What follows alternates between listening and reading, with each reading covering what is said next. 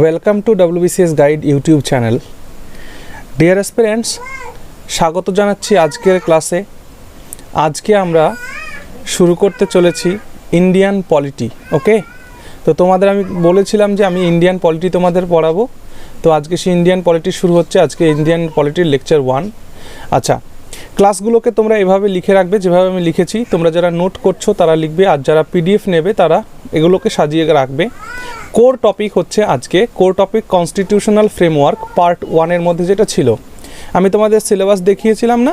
তাহলে সিলেবাসে যে আমি পার্ট 1 দেখিয়েছিলাম, পার্ট 1-এ দেখবে প্রথম চ্যাপ্টার ছিল কনস্টিটিউশনাল ফ্রেমওয়ার্ক, মানে আমাদের সংবিধানের যে ফ্রেমওয়ার্কটা রয়েছে সেটা আমরা আজকের আলোচনার মধ্যে রাখবো। আর সাব টপিকের মধ্যে আজকে আমরা কি পড়বো? সাব টপিকের মধ্যে আমরা পড়বো হিস্টোরিক্যাল ব্যাকগ্রাউন্ড, অর্থাৎ আমাদের কনস্টিটিউশনটা যে তৈরি হয়েছে এই কনস্টিটিউশনের ঐতিহাসিক পটভূমিটা কি সেটা আজকে আমাদের আলোচ্য বিষয়ের মধ্যে থাকবে। ওকে, চলো শুরু করার আগে বলে দিই যে তোমরা জানো আমি এই WBCS গাইড চ্যানেলে তোমাদের GS সেকশন পড়াচ্ছি। GS section mainly focused on WBCS। ওকে, আর তোমরা যদি আমার থেকে কেউ ইংলিশ অ্যান্ড ম্যাথ শিখতে চাও তাহলে অবশ্যই এই ভিডিওর ডেসক্রিপশানে দেওয়া আমার আরেকটি চ্যানেল এক্সাম সলিউশন, তো এক্সাম সলিউশন চ্যানেলটি দেখে নেবে, সেখানে আমি তোমাদেরকে ইংলিশ অ্যান্ড ম্যাথ করাচ্ছি। ওকে, আর একটা কথা বলি, এর সঙ্গে অনেকেই তোমরা বলছো অনলাইন ক্লাস করানোর কথা। তো আমি বলে দিই অনলাইন ক্লাসটা অ্যাকচুয়ালি কীভাবে হয় আমি জানি না, তবু আমি তোমাদের এত পরিমাণে ফোন মেসেজ এবং কমেন্ট পাচ্ছি যে অনলাইনে পড়ানোর জন্যে, তো অনলাইনে আমি পড়ানোর ব্যবস্থা করব। ওকে, সেটআপটা তৈরি করি একটু। হ্যাঁ, লকডাউনের মধ্যে বুঝতেই পারছো সকলেরও পরিস্থিতি খারাপ রয়েছে, তো মোটামুটি একটু পরিস্থিতি ভালো হলে আমি তোমাদের অনলাইন ক্লাসের ব্যবস্থা করব। আর আজকে যে লেকচারটা হবে, লেকচারটা একটু দীর্ঘ লেকচার হবে, কারণ আমি শুধুমাত্র তোমাদেরকে কোনো বিষয়ের সম্পর্কে কয়েকটা কথাই বলি না, পুরো বিষয়টাকে আমি ডিটেলসে তোমাদেরকে পড়ানোর চেষ্টা করছি। এবং যতগুলো পয়েন্ট আমি এখানে আজকে তোমাদের পড়াবো, প্রত্যেকটা পয়েন্ট থেকে বিগত বছরে প্রশ্ন এসছে এবং প্রশ্ন ভবিষ্যতে আসতে পারে। বোঝা গেল? তাহলে আমার যে কটা লেকচার, যে কোনো সাবজেক্টের ওপরই তোমরা লেকচার দেখবে না কেন, মনে রাখবে যে প্রত্যেকটা পয়েন্ট আমি তো তোমাদের স্ক্রিনে তোমরা যা যা দেখবে সেখান থেকে কিন্তু মানে অতীতে প্রশ্ন এসছে এবং ভবিষ্যতেও প্রশ্ন আসতে পারে। ওকে, সেই হিসাবে কিন্তু আমার নোটগুলোকে প্রিপেয়ার করা। ওকে, আচ্ছা, তাহলে এই যে নোট, এই যে স্লাইডগুলো তোমরা দেখবে এগুলোর PDF তোমরা পেয়ে যাবে ভিডিও ডেসক্রিপশানে, আমি PDF দিয়ে দেবো। আর যারা আমার চ্যানেলে জয়েন হয়েছো তাদের ফ্রি অফ কস্ট তোমরা পেয়ে যাবে। ঠিক আছে, তোমাদের আমি কমিউনিটিতে দিয়ে দেবো, তোমরা সেখান থেকে ফ্রি অফ কস্ট ডাউনলোড করে নেবে। ঠিক আছে, তা চলো আর কথা না বাড়িয়ে আজকে আমরা শুরু করছি আমাদের ইন্ডিয়ান পলিটি লেকচার 1।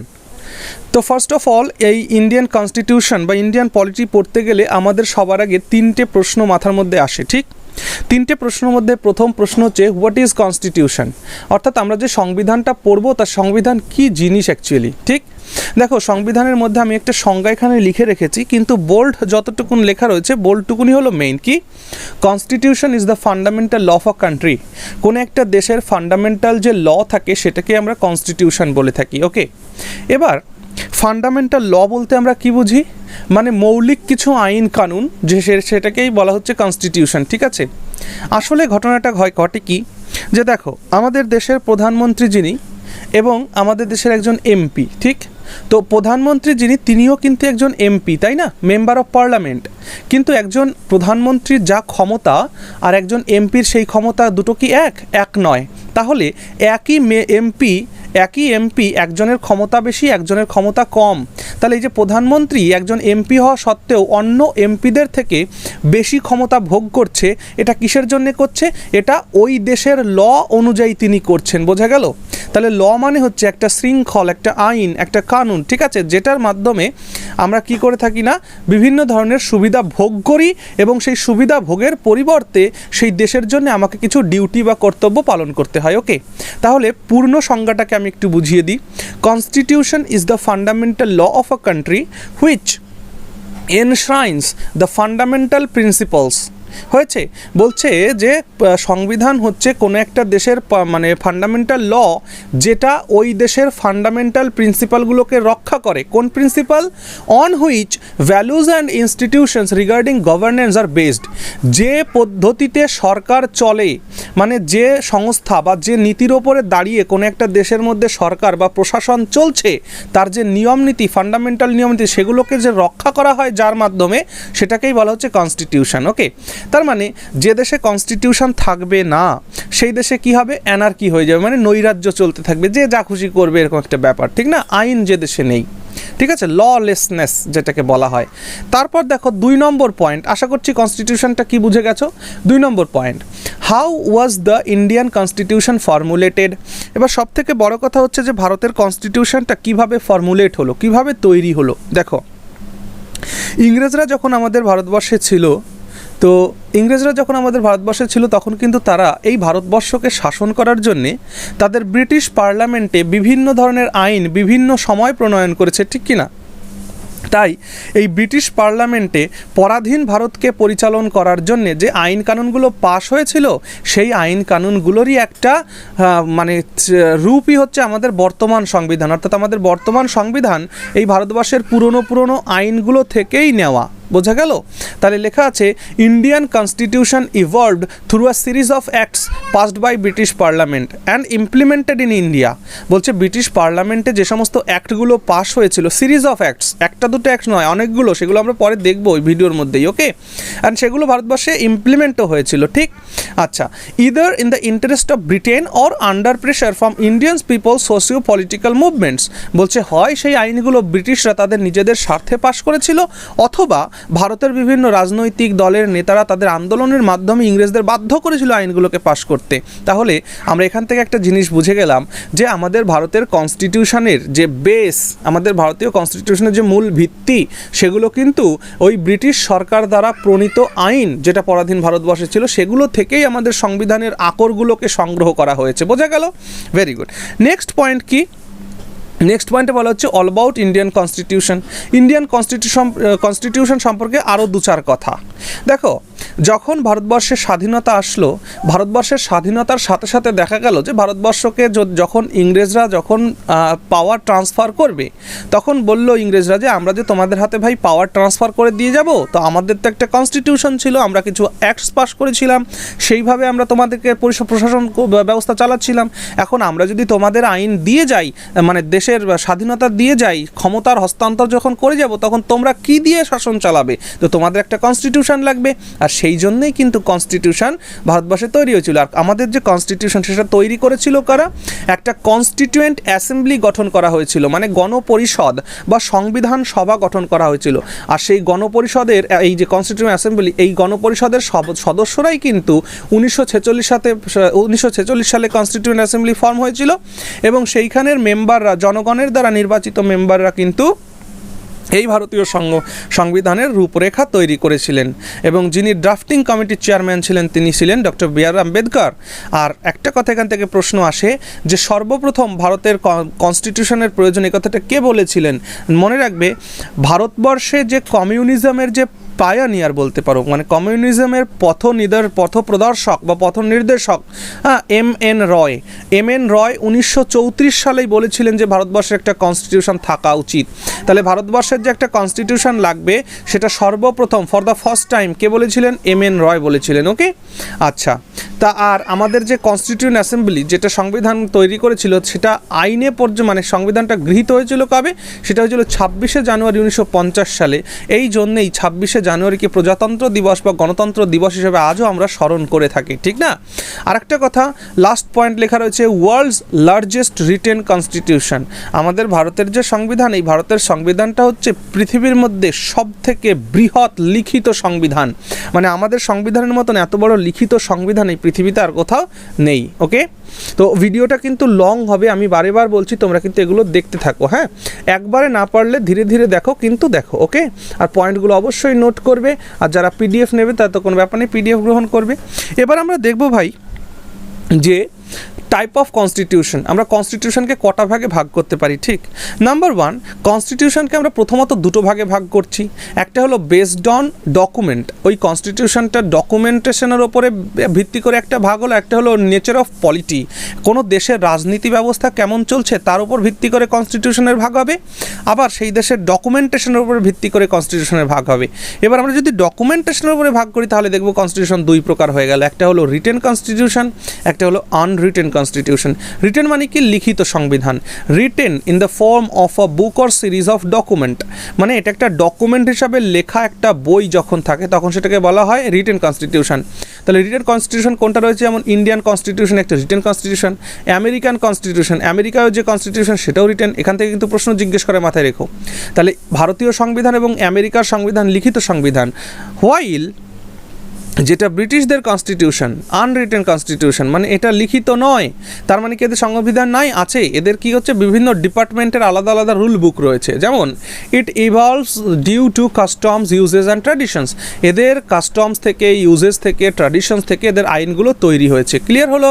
তাহলে আনরিটেন সংবিধান কাদের রয়েছে? অলিখিত সংবিধান রয়েছে ব্রিটেনের, লিখিত সংবিধান রয়েছে ভারতের, আমেরিকার। ওকে, এবার যদি আমরা সরকার মানে গভর্নেন্সের দিক থেকে কনস্টিটিউশনকে ভাগ করি তাহলে গভর্নেন্সের দিক থেকে কিন্তু সংবিধানকে দুটো ভাগে ভাগ করব। একটা হয়ে যাবে ইউনিটারি কনস্টিটিউশন, আর একটা হয়ে যাবে ফেডারেল কনস্টিটিউশন। দেখো ইউনিটারি মানে কি? ইউনিটারি মানে হচ্ছে একজনের মানে একটা সেন্ট্রাল পাওয়ার থাকবে, ভালো করে বোঝো। ইউনিটারি কনস্টিটিউশন মানে একটা কান্ট্রির একজনের হাতেই ক্ষমতা। আর ফেডারেল কনস্টিটিউশন মানে কি? একটা দেশের মধ্যে একটা সেন্ট্রাল পাওয়ার থাকবে, একটা প্রভিন্সিয়াল পাওয়ার থাকবে, মানে কেন্দ্র সরকার থাকবে, রাজ্য সরকার থাকবে। তাহলে কেন্দ্র সরকার আর রাজ্য সরকার যেখানে মিলে বসবাস করছে সেটাকে আমরা বলবো ফেডারেল গভর্নমেন্ট বা ফেডারেল সিচুয়েশন বা ফেডারেল কনস্টিটিউশন। আর একটা বলবো ইউনিটারি কনস্টিটিউশন, মানে সেখানে একটাই সংবিধান, একটাই সরকার, ঠিক? তাহলে ইট এস্টাবলিশেস সিঙ্গেল অথরিটি, মানে যেখানে সিঙ্গেল অথরিটি অফ গভর্নমেন্ট রয়েছে সেইটা হচ্ছে ইউনিটারি কনস্টিটিউশন ফলো করে। যেমন কি ব্রিটিশের কনস্টিটিউশন, ব্রিটেনের যে কনস্টিটিউশন সেটা হচ্ছে ইউনিটারি কনস্টিটিউশন, সেখানে একটাই ক্ষমতা, একটাই মানে একটা পার্লামেন্টারি ক্ষমতা। ওকে, কিন্তু ফেডারেল কনস্টিটিউশনের কথা যদি আমরা বলি তাহলে দেখবো যে আমরা কেন্দ্রে, আমাদের ভারতবর্ষে যেমন কেন্দ্রীয় মন্ত্রিসভা রয়েছে বা রাজ্যেও মন্ত্রিসভা রয়েছে, ঠিক কি না? তাহলে এটাকে বলা হচ্ছে ফেডারেল কনস্টিটিউশন। যেমন federal it shares power between union government and state government. এইখানে কি হচ্ছে?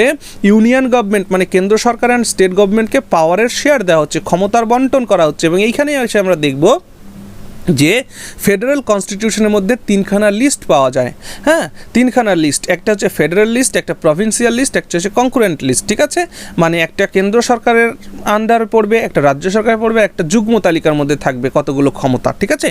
আচ্ছা, এই তাহলে ফেডারেল কনস্টিটিউশন কোন কোন দেশের? ইউএসের মধ্যে আমেরিকার দেখা যায়, কানাডার দেখা যায়, আর অস্ট্রেলিয়ান কনস্টিটিউশন, তার সাথে আমাদের ভারতের কনস্টিটিউশন তো রয়েছেই। ক্লিয়ার হলো? বোঝা গেল? Very good. Now points to remember. শুরু করার আগে কতগুলো পয়েন্ট মনে রাখতে হবে। কি দেখো, number 1 point, the British east India company came to India on 24 August 1608। বলছে যে ব্রিটিশ ইস্ট ইন্ডিয়া কোম্পানি ভারতবর্ষে যে এসেছিল, কবে এসেছিল? ব্রিটিশ ইস্ট ইন্ডিয়া কোম্পানি 1608 সালের 24শে অগস্ট ভারতের মাটিতে পা দিয়েছিল। কোথায়? সুরাটের বন্দরে। বর্তমান যে গুজরাট, হ্যাঁ, সেই গুজরাটের সুরাট বন্দরে কিন্তু ইংরেজরা প্রথম এসেছিল, ইস্ট ইন্ডিয়া কোম্পানি প্রথম এসেছিল, ইআইসি। ইস্ট ইন্ডিয়া কোম্পানিকে আমরা বলবো ইআইসি, ঠিক আছে? আচ্ছা, যখন ইস্ট ইন্ডিয়া কোম্পানি ভারতে প্রবেশ করলো তখন ভারতের রাজকার্য কারা চালাচ্ছে? তখন ভারতে কিন্তু মোগল সাম্রাজ্য চলছে, মোগলদের শাসন চলছে। আর তখন সম্রাট কে ছিলেন? জাহাঙ্গীর ছিলেন মোগল সম্রাট। তাহলে east India company for the first time যখন ভারতবর্ষে আসে তখন ভারতের শাসন ব্যবস্থা কে চালাচ্ছে? তখন ভারতবর্ষের মোগল রাজার, মোগল সম্রাট জাহাঙ্গীর শাসন ব্যবস্থা চালাচ্ছে। ওকে, আচ্ছা, নাম্বার 2 পয়েন্ট কি লেখা রয়েছে? 2 পয়েন্ট এখানে দেখো, they had their exclusive charter to trade in India from Queen Elizabeth the first. বলছে এই যে ইস্ট ইন্ডিয়া কোম্পানি ভারতে যে ব্যবসা করতে আসলো তাহলে ও নিজের দেশের তো একটা পারমিশন লাগবে। তাই এই ইস্ট ইন্ডিয়া কোম্পানি কিন্তু রানী প্রথম এলিজাবেথের কাছ থেকে পারমিশন নিয়ে এসেছিল, চার্টার নিয়ে এসেছিল। রানী প্রথম এলিজাবেথের কাছ থেকে চার্টার নিয়ে এসেছিল, এক্সক্লুসিভ চার্টার, মানে শুধুমাত্র এরাই ব্যবসা বাণিজ্য করতে পারবে ইন্ডিয়া, এই পারমিশন নিয়ে এখানে এসেছিল। ওকে, আচ্ছা, যখন এরা ইংরেজরা আসলো, এসে আস্তে আস্তে এরা ব্যবসা করার নাম করে এসছিল, ব্যবসা করার নাম করে এসে এসে কিন্তু ধীরে ধীরে দেখা গেল এরা পলিটিক্যাল অ্যাফেয়ার্সের মধ্যে জড়িয়ে পড়লো এবং ভারতবর্ষকে পরাধীনতার দিকে ঠেলে দিল।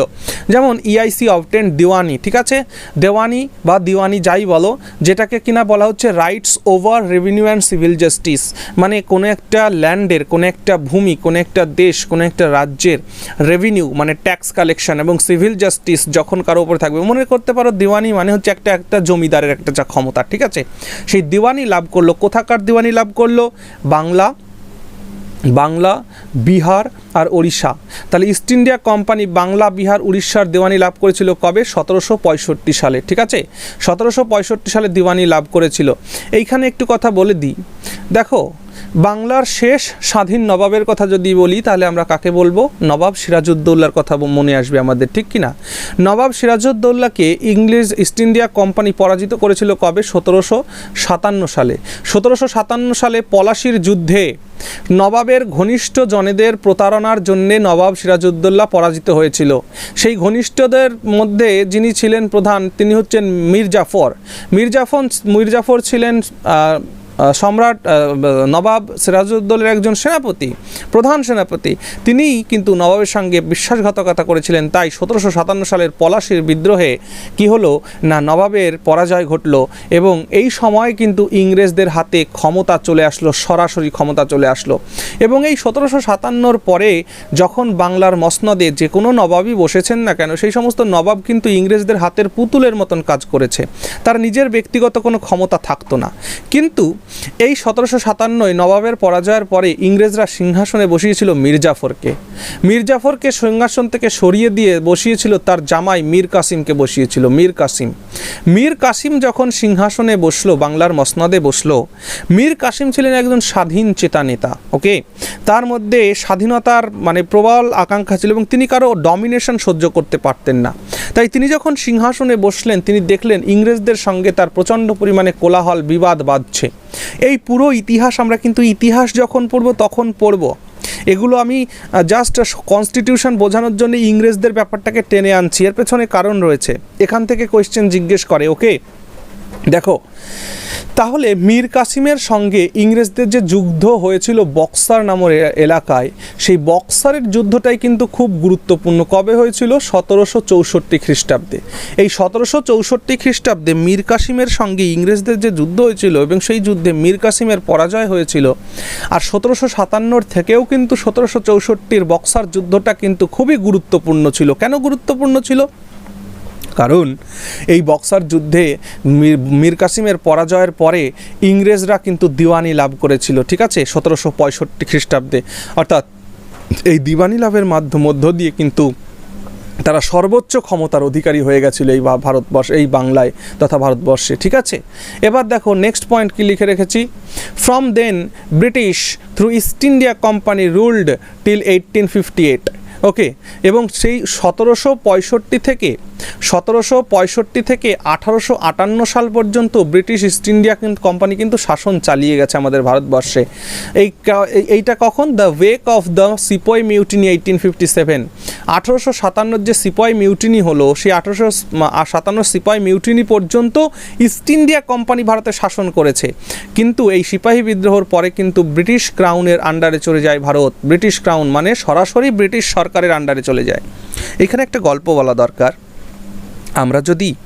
আমরা যদি ব্রিটিশদের শাসন ভারতবর্ষে দেখি তাহলে আমরা দেখব দুটো ফেজে ব্রিটিশরা ভারতকে শাসন করেছিল। ভালো করে শোনো, তাহলে ব্রিটিশরা আমাদের ভারতকে দুটো ফেজে কিন্তু শাসন করেছিল। সেই দুটো ফেজ কী ছিল? সেই দুটো ফেজ ছিল, একটা হলো ইস্ট ইন্ডিয়া কোম্পানির থ্রুতে, আর একটা হচ্ছে সরাসরি ডাইরেক্ট ব্রিটিশ পার্লামেন্টের আন্ডারে নিয়ে আসা ছিল ভারতকে। দেখো ঘটনাটা কি ঘটলো। ইস্ট ইন্ডিয়া কোম্পানি ভারতে আসলো 1608 খ্রিস্টাব্দে। এসে ভারতের বিভিন্ন ভূখণ্ড তারা কিন্তু দখল করে নিল।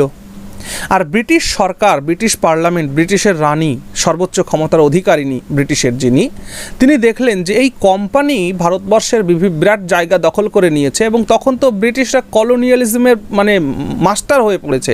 এই সারা পৃথিবীকেই ব্রিটিশরা কিন্তু তখন কলোনি বানিয়ে ফেলেছে, সারা পৃথিবীর প্রত্যেকটা এলাকায় তাদের কলোনি তৈরি করে ফেলেছে, মানে সমস্ত দেশকে পরাধীন বানিয়ে ফেলেছে।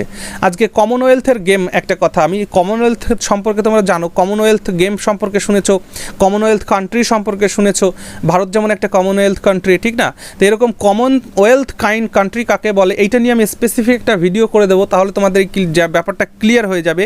মনে রাখবে কমনওয়েলথ কান্ট্রির মধ্যে সেই সমস্ত দেশরাই পড়ে যে সমস্ত দেশগুলো কোনো না কোনো সময় ব্রিটিশদের অধীনে ছিল।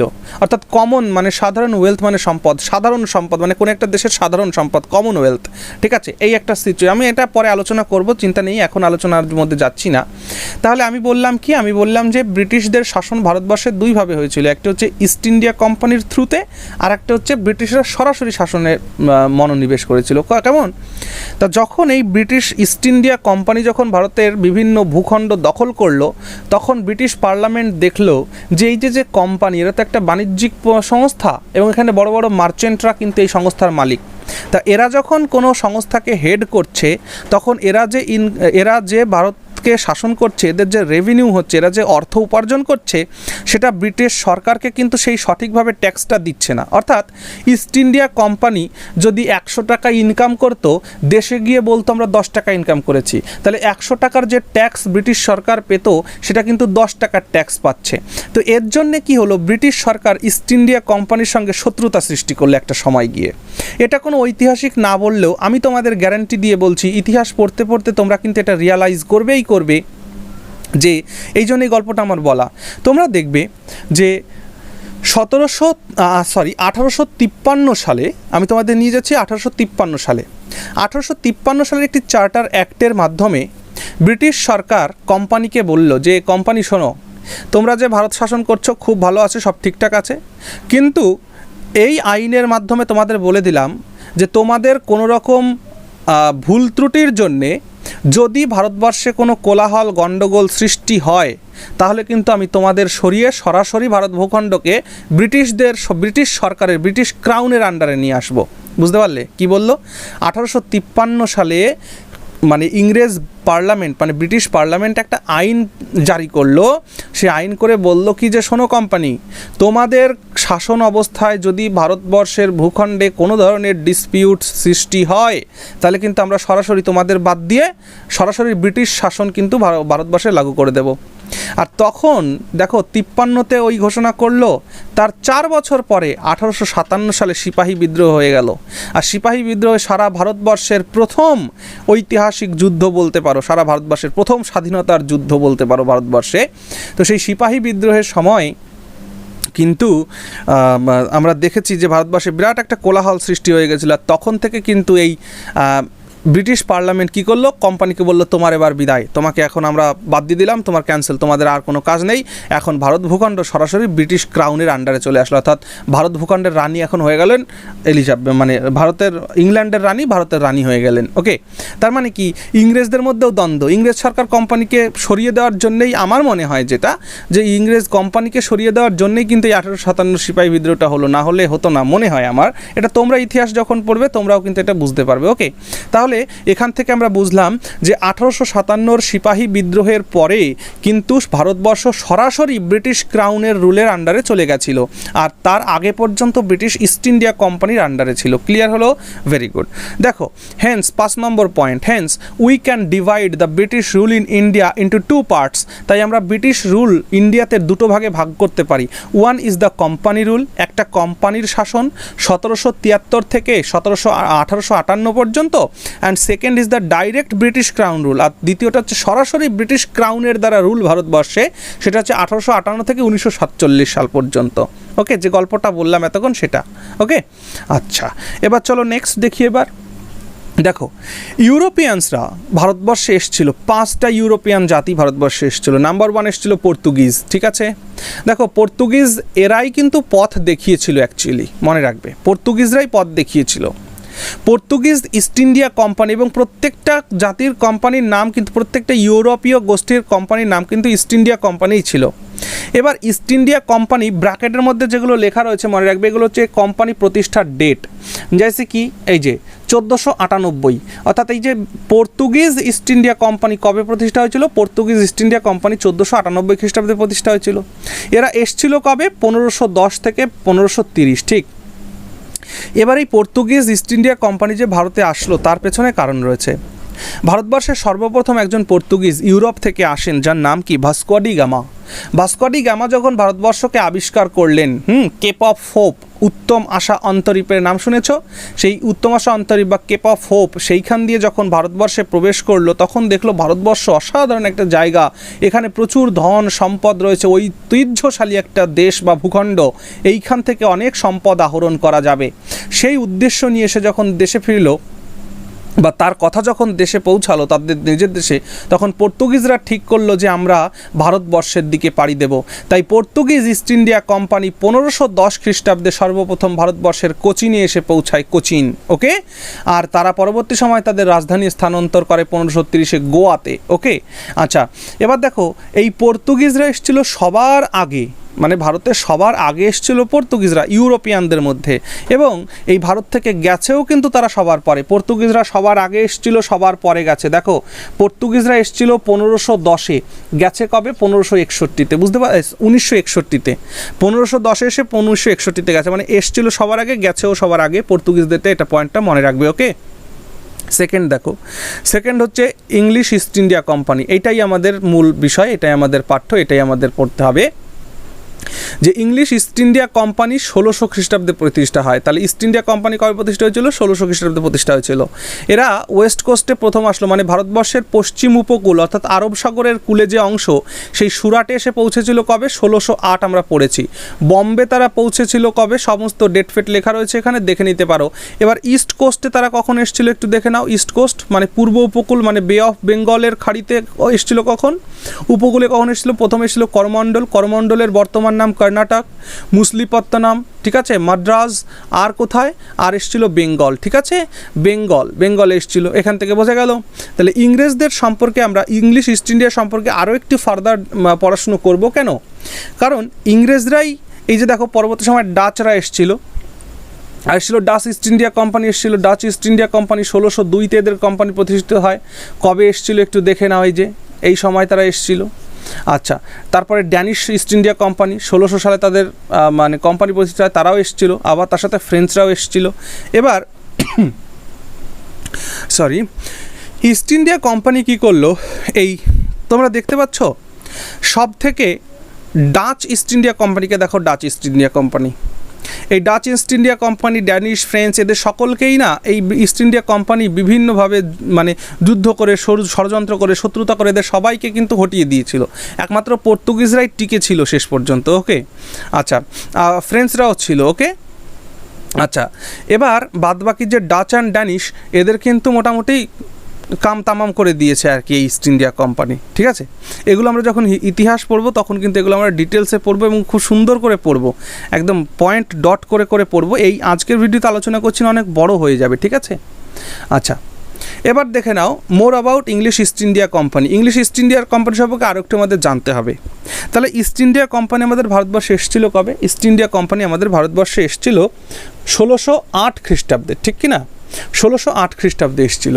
কিন্তু এই ইস্ট ইন্ডিয়া কোম্পানি আসার আগেও ভারতবর্ষে কিন্তু আরেকজন ইংরেজ এসেছিলেন, ব্যবসায়ী, ঠিক আছে।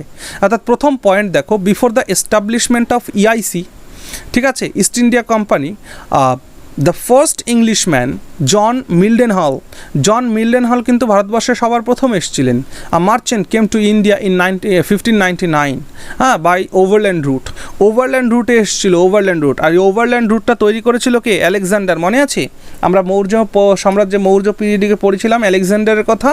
এই ল্যান্ড রুট কিন্তু সর্বপ্রথম ইউরোপের সঙ্গে ভারতের তৈরি হয় কিন্তু আলেকজান্ডারের মাধ্যমেই, ঠিক আছে।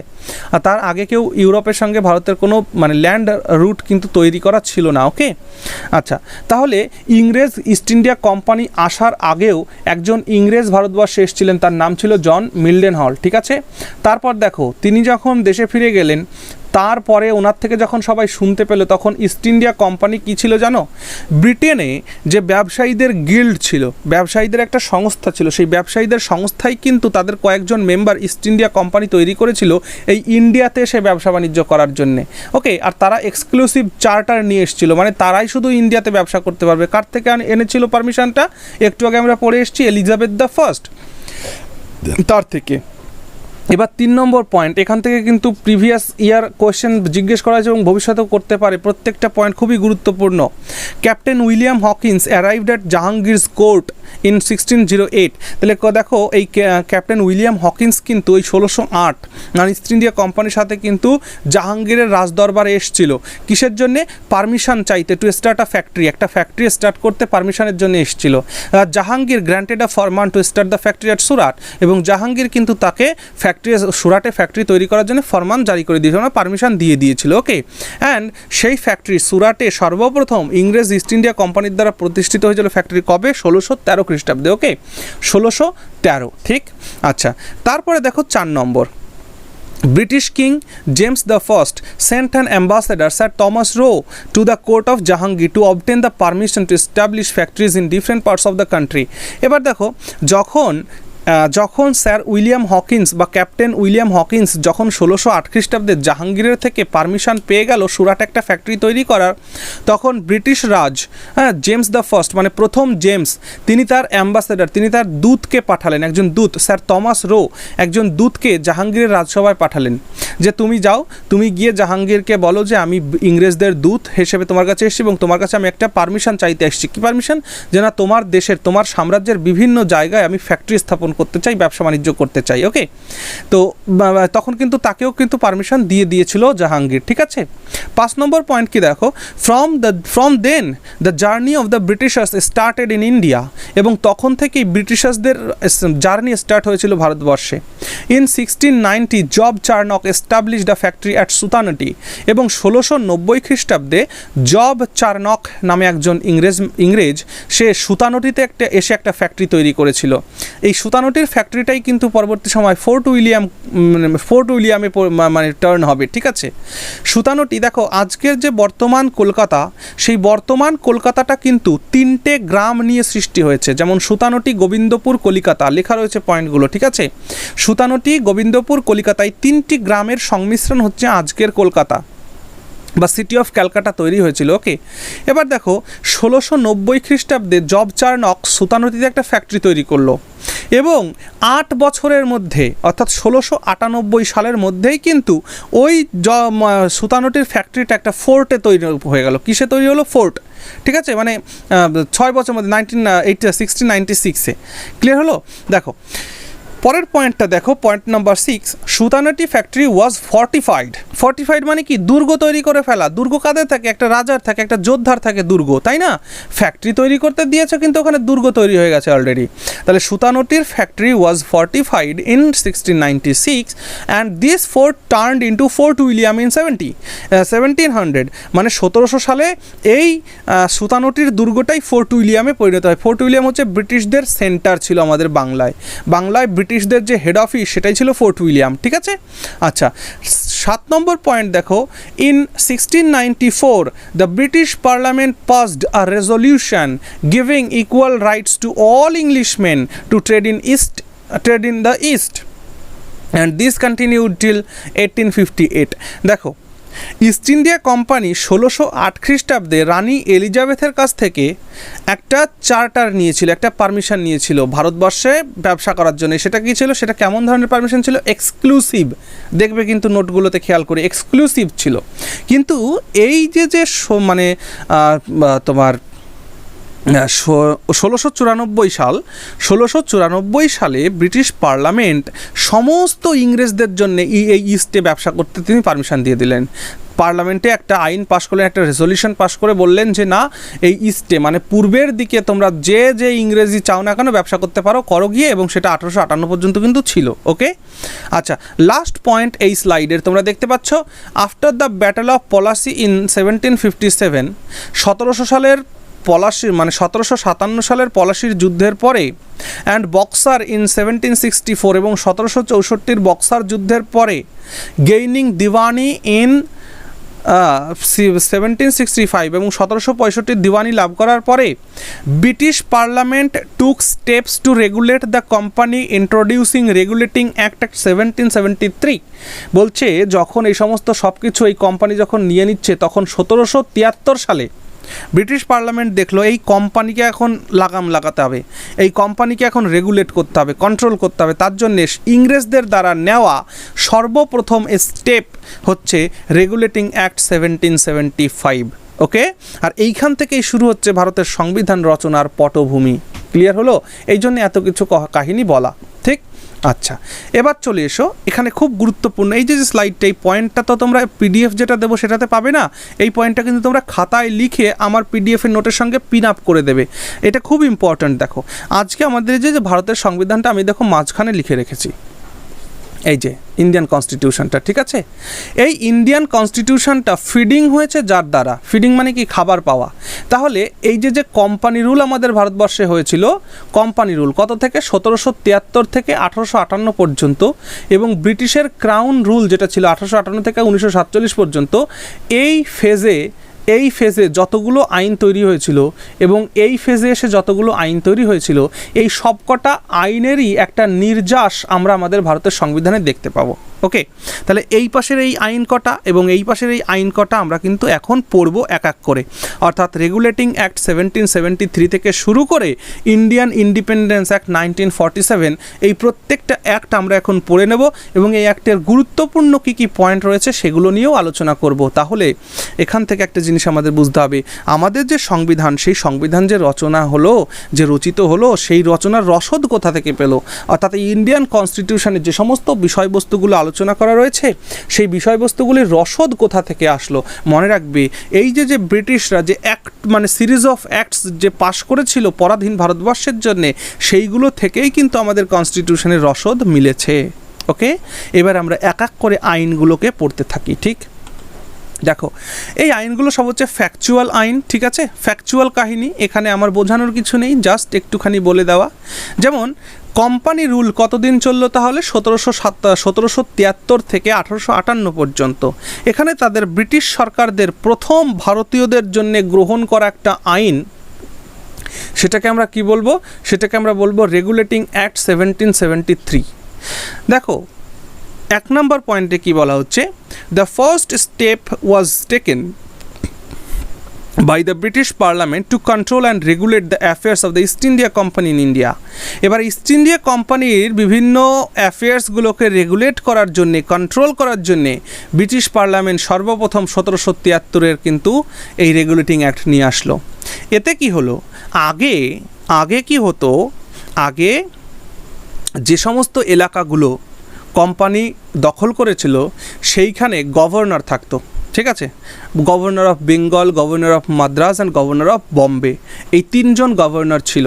তাহলে 1773 অ্যাক্টের আগে, রেগুলেটিং অ্যাক্টের আগে ভারতবর্ষের 3টে জায়গায় 3 জন গভর্নর ছিলেন কোম্পানির। কাদের গভর্নর? ইস্ট ইন্ডিয়া কোম্পানির গভর্নর ছিলেন। এবার কি হলো যে এই রেগুলেটিং অ্যাক্টের দ্বারা it designated the governor of Bengal, তার head office Fort William, as the governor general of Bengal. তাহলে গভর্নর অফ বেঙ্গলকে কনভার্ট করা হলো গভর্নর জেনারেল অফ বেঙ্গলে। কোন আইনের দ্বারা? রেগুলেটিং অ্যাক্ট 1773 দ্বারা। আর Warren Hastings became the first governor general of Bengal, এবং ওয়ারেন হেস্টিংস বাংলার প্রথম গভর্নর জেনারেল হলেন। ওকে, 3 নম্বর পয়েন্টে কী বলা হচ্ছে? Executive council of the governor general was established having 4 members. দেখো একজন গভর্নর জেনারেল সে নিজে তো একা সব কাজ করতে পারবে না, তাই তাকে একটা কমিটি তৈরি করে দেওয়া হলো, যে কমিটির নাম দেওয়া হলো এক্সিকিউটিভ কাউন্সিল। আর সেই এক্সিকিউটিভ কাউন্সিলে 4 জন সদস্য ছিল। There was no separate legislative council. এখনও পর্যন্ত লেজিসলেটিভের কোনো কাহিনী আসেনি। দেখো লেজিসলেটিভ মানে মনে রাখবে যেখানে নির্বাচন হয়, লেজিসলেটিভ মানে যেখানে নির্বাচন হয়, এক্সিকিউটিভ মানে যেখানে কোনো নির্বাচন হয় না, সরকারের লোক যেখানে থাকে সেখানে হচ্ছে এক্সিকিউটিভ, আর যেখানে নির্বাচন হয় সেটা হচ্ছে লেজিসলেটিভ। যেমন আমাদের ভারতবর্ষে যারা আমলা, তাই না, এই যে যারা আইপিএস আইএএস এবং তোমরা যারা ডব্লিউবিসিএস পরীক্ষা দিয়ে যারা ডব্লিউবিসিএস অফিসার হবে, তোমরা কিন্তু কোন সেকশানে পড়বে গভর্নমেন্টের? তোমরা সরকারের এক্সিকিউটিভ সেকশনের মধ্যে পড়বে। আর যে সমস্ত লোকগুলো পাবলিকের ভোটের দ্বারা জয়যুক্ত হয়ে আসবে তাদেরকে বলা হবে লেজিসলেটিভ। ওকে, তাহলে লেজিসলেটিভ মানে যেখানে নির্বাচনের দ্বারা কেউ প্রতিনিধি হয়ে আসেন তাকে বলা হয় লেজিসলেটিভ মানে রিপ্রেজেন্টেটিভ।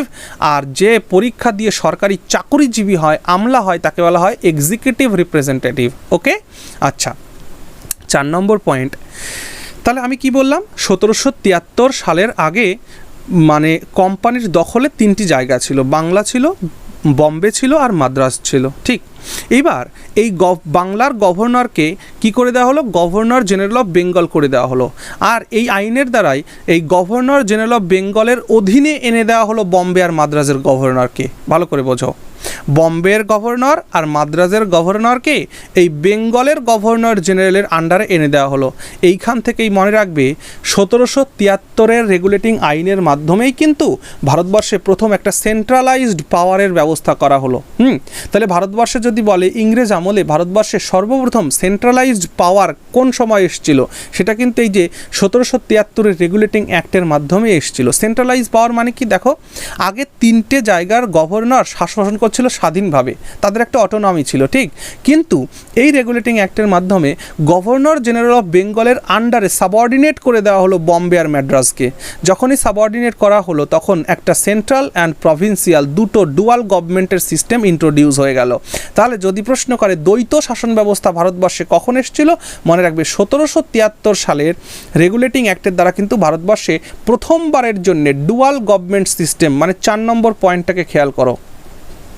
4 নম্বর পয়েন্টে যে does it introduce the dual government system in India, একটা সেন্ট্রাল একটা প্রভিন্সিয়াল, মানে ভারত তখন বাংলা হয়ে গেল সেন্ট্রাল পাওয়ার পয়েন্ট আর বম্বে মাদ্রাজ হয়ে গেল প্রভিন্সিয়াল পাওয়ার পয়েন্ট। ঠিক আছে, আচ্ছা 5 নম্বর পয়েন্ট কি, এই 1773-এর রেগুলেটিং অ্যাক্ট অনুযায়ী the supreme court was established at fort William.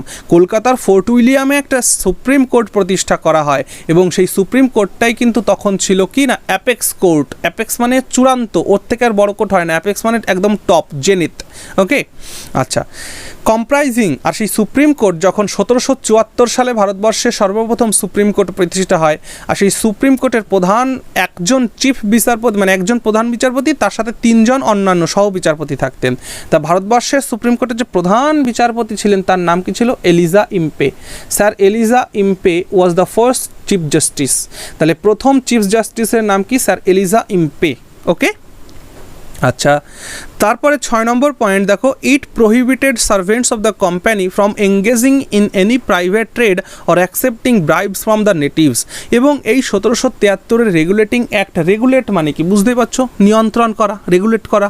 এই রেগুলেটিং অ্যাক্টের মাধ্যমে কিন্তু প্রথমবারের জন্য বলা হলো যে ব্রিটিশ কোনো সার্ভেন্ট, এই কোম্পানির যে সমস্ত কর্মচারীরা রয়েছে তারা কেউ নিজেদের ব্যক্তিগত ব্যবসা করতে পারবে না এবং নেটিভ লোকের কাছ থেকে, মানে নেটিভ রাজা, দেশীয় রাজাদের কাছ থেকে কোনো ঘুষ টুসও নিতে পারবে না, বারণ করে দেওয়া হলো এই আইনের দ্বারা। ওকে, আচ্ছা 7 নম্বর পয়েন্টে কি বলা হচ্ছে, কোর্ট অফ ডিরেক্টরস তৈরি করা হলো। কোর্ট অফ ডিরেক্টরস কি, যেটা হচ্ছে governing body of the company, কোম্পানির গভর্নিং বডি। এই কোম্পানিকে পরিচালন করার জন্য একটা কমিটি তৈরি করা হলো, সেটাকে বলা হচ্ছে court of directors. Should reports is revenue, civil and military affairs in India to the British government. বলছে এবং ভারতবর্ষে কোম্পানি যা যা কিছু করবে, কোম্পানি ভারতবর্ষে কত টাকা রেভিনিউ তুললো, তার সিভিল মানে সোসাইটিতে কেমন পরিস্থিতি আছে, মিলিটারি অ্যাফেয়ার্সের কী, মানে ভারতবর্ষের যাবতীয় ঘটনা সেটা ব্রিটিশ গভর্নমেন্টকে মানে জানাতে হবে। কার? এই কোর্ট অফ ডিরেক্টরসের। কোর্ট অফ ডিরেক্টরস কারা? যারা কোম্পানির পরিচালনা করবে। ওকে, এই ছিল 1773-এর রেগুলেটিং অ্যাক্ট। খুব ভালো করে বোঝা গেল। ওকে, এরপর চলে এসো পিটস ইন্ডিয়া অ্যাক্ট। দেখো ভালো করে, আসলে ঘটনা ঘটলো কি, 1773 সালে যে প্রথমবারের জন্য রেগুলেটিং অ্যাক্টটা আনা হলো, দেখা গেল যে এই রেগুলেটিং অ্যাক্টের মধ্যে কিছু খামতি রয়েছে, কিছু কমতি রয়েছে। সেই খামতি আর কমতিকে পূরণ করার জন্যেই 1773 সালের রেগুলেটিং অ্যাক্টকে রেকটিফাই করার জন্যে, এই ড্রব্যাকসগুলোকে রেকটিফাই করার জন্যে এই ব্রিটিশ প্রধানমন্ত্রী উইলিয়াম পিটস তিনি একটা আইন পাশ করলেন, ভারতবর্ষের আইন 1784 সালে। এই জন্য তার নাম অনুসারে আইনটির নাম হয়েছে পিটস ইন্ডিয়া অ্যাক্ট। ওকে, 2 নম্বর পয়েন্ট খেয়াল করো, this act ব্রট Indian affairs directly to the British government. মানে ইন্ডিয়ার এবার যা কিছু অ্যাফেয়ার্স, ইন্ডিয়ার যা কিছু ঘটনাই ঘটুক না কেন, সেটা সরাসরি ব্রিটিশ গভর্নমেন্টের আন্ডারে আনার চেষ্টা হলো। It separated commercial and political functions on the company. তাহলে এই পিটসের ইন্ডিয়া অ্যাক্টটি কিন্তু কোম্পানির মানে পলিটিক্যাল আর কমার্শিয়াল দুটো ভাগে ভাগ করে দিল, যে কোম্পানি তুমি একটা সেকশন রাজনীতি করো আর একটা সেকশন ব্যবসা বাণিজ্য করো, দুটো যেন মিলেমিশে না যায়। 3 নম্বর পয়েন্ট খেয়াল করো, it established a board of control over the board of directors of the company. বলছে তোমরা একটু আগেই দেখলে যে একটা রয়েছে বোর্ড অফ ডিরেক্টরস রয়েছে, তাহলে এই বোর্ড অফ ডিরেক্টরস এটা হচ্ছে কোম্পানির পরিচালনার জন্যে, আর এইখানে এসে একটা বোর্ড অফ কন্ট্রোল তৈরি করা হলো। বোর্ড অফ কন্ট্রোলটা কী করবে? বোর্ড অফ ডিরেক্টরসকে রেগুলেট করবে। Okay, the board were to report to the British parliament, এবং এই বোর্ড অফ কন্ট্রোলকে যাবতীয় যা কিছু হয় সেটা কাকে? ব্রিটিশ পার্লামেন্টকে রিপোর্ট করতে হবে। ওকে, 4 নম্বর পয়েন্ট দেখো, the board of control wire to manage the political affairs in India, এবং এই বোর্ড অফ কন্ট্রোলকে ভারতবর্ষের যে পলিটিক্যাল অ্যাফেয়ার্স আছে সেগুলো তারা নিয়ন্ত্রণ করবে। And the court of directors for commercial affairs, তাহলে কোম্পানির যে কোর্ট অফ ডিরেক্টরস তারা ব্যবসা বাণিজ্যই দেখবে, আর বোর্ড অফ কন্ট্রোল যেটা সেটা ভারতবর্ষের রাজনীতিটাকে দেখবে। ওকে, আচ্ছা, পলিটিক্যাল পাওয়ারটাকে তারা দেখবে। Okay, 5 number point, the governor general's additional power was reduced and restored back the power of provincial governors of Bombay and Madras. দেখো 1773 সালে কি করা হয়েছিল, যে বাংলার গভর্নর জেনারেলের কাছে বম্বে মাদ্রাসকে সাবঅর্ডিনেট করে দেওয়া হয়েছিল। এতে দেখা গেল যে বম্বের গভর্নর আর মাদ্রাসের গভর্নর কাজই করছে না, কারণ জানে যে আমাদের হেডে রয়েছে, সে বুঝবে কোনো কিছু হলে। তাহলে এই যে মানে একটা খামতি তৈরি হলো, সেই খামতিকে ফিরিয়ে দেওয়া হলো। বাংলার গভর্নর জেনারেলের কাছ থেকে ক্ষমতা কেড়ে ওই বম্বে আর মাদ্রাসের গভর্নরদের বলে দেবো, ভাই তোমরা এবার স্বাধীন হয়ে গেছো, তোমরা তোমাদের মতো রাজত্ব চালাও, কেউ কারোর মালিক নেই আর কি। বুঝতে পারলে? এরকম একটা ব্যাপার। 6 নম্বর পয়েন্টে কি বলা হচ্ছে, it was the Pitt's India act of 1784 declared for the first time that the company's territories in India were called the British possession in India, এবং এই পিটের ইন্ডিয়া অ্যাক্টের মাধ্যমেই কিন্তু সর্বপ্রথম বলা হলো যে কোম্পানির অধিকৃত যে ভারতে যে জায়গা রয়েছে, সেই কোম্পানির অধিকৃত ভারতের জায়গা এখন ব্রিটিশ পজেশন হয়ে যাবে ভারতবর্ষে। ওকে, আচ্ছা, একটা কথা বলে দিই, বৃষ্টি পড়ছে এবং আমার মাথার উপরে যে ছাদটা রয়েছে টিনের, তাহলে তোমরা কিন্তু একটু নয়েজ পেলেও পেতে পারো, এটাকে একটু মেনটেন করে চলো। ওকে, আমি জোরে জোরে কথা বলছি, আশা করি শুনতে পাবে, খুব কষ্ট করে ভিডিও করছি তোমাদের জন্য। ওকে, তো সাউন্ড নিয়ে, নয়েজ নিয়ে, ব্যাকগ্রাউন্ড নিয়ে, এগুলো নিয়ে কিন্তু আলোচনা করবে না একদমই। ওকে, তাহলে বোঝা গেল। তাহলে পিটস India act is nothing but the rectification of act of 1773, অর্থাৎ 1773-এর যে রেগুলেটিং অ্যাক্ট, সেইটারই রেকটিফিকেশন অ্যাকচুয়ালি হয়েছে কিসের মাধ্যমে?